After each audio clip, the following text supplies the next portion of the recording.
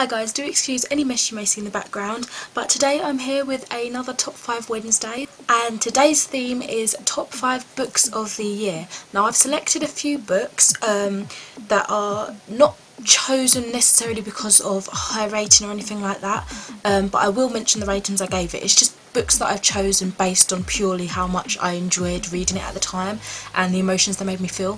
When I go about ratings, I kind of go more in depth about maybe it missed out on a star here or there because character development wasn't that great, but overall I really enjoyed it, if that made sense. So yeah, purely based on whether I enjoyed it enough and it stuck with me for a long time. So I'm going to work from the bottom up, explain a little bit about the plot and give my star rating.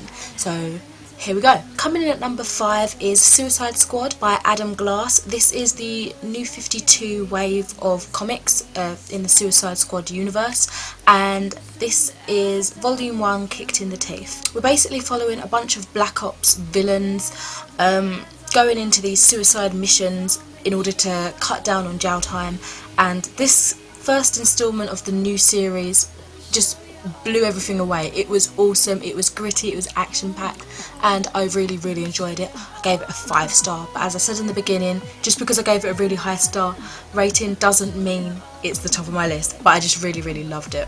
Coming in at number 4, I had a little bit more difficulty choosing. It was between Across the Wall by Garth Nix and Half Wild, book 2 in the Half Bad series by Sally Green. It was very tight, but some of you might not agree with my decision. I chose Half Wild by Sally Green. I think this has quite a few mixed opinions from the reviews that I've seen. I've done a whole review on this as well as Suicide Squad. Any reviews that I've done I'll link in the bottom, but all of them I've mentioned in passing on my videos in past, in wrap-ups and things like that.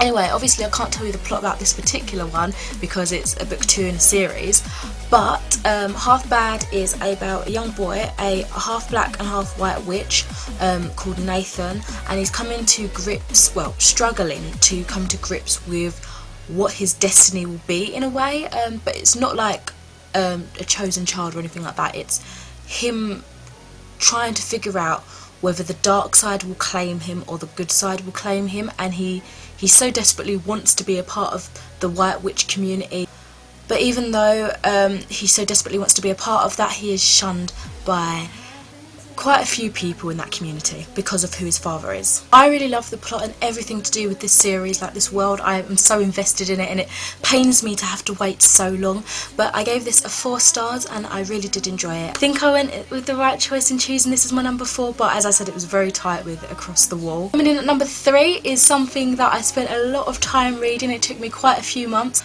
and that is the Complete Illustrated Stories of Hans Christian Andersen. I gave this a 5 stars, and basically it's every single thing that Hans Christian Andersen ever wrote, including his little biography at the end.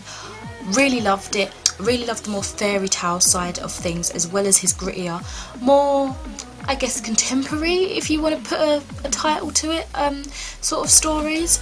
Really interesting. I loved them. Quite a few of them had some morals. Some of them I just think were a little bit wishy-washy, but I still really loved them. Coming in at number 2 for my top 5 is Demon Road by Derek Landy. This is his new series. It's a supernatural fantasy following a girl called Amber. Again, I've got a review on this, so I won't say too much about the plot, but I gave it a 4 star. I really enjoyed how action-packed it was, how it was set in quite a realistic world, somewhere across the plains of America. Maybe plains is the wrong word, but across the lands of America. I could really imagine it. It was really gripping. I loved it. Lastly, coming in at number 1, my top pick for this Top 5 Wednesdays topic, that is The Isle of the Lost by Melissa de la Cruz.